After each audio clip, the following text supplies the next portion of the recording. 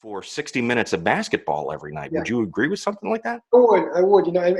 John, what's really important to me about, say, Bonaventure basketball specifically, and look, I love my alma mater for everything, especially the J School, for everything about it.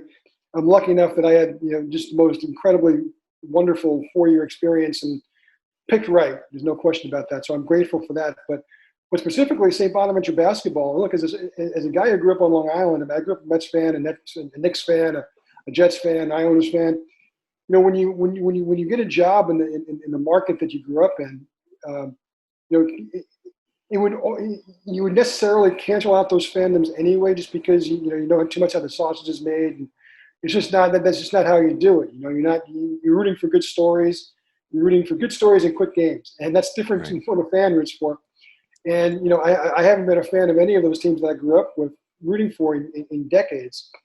But I am a sports fan, and so the Bonnies allow me my one rooting interest. And in a lot of ways, what they allow me to do is to, remember and retain understanding why fans care so much. Because I live and die with St. Bonaventure basketball games in a way that's practically unhealthy, but is also, life affirming in some ways. And I've had a chance to go back a couple of times since we graduated.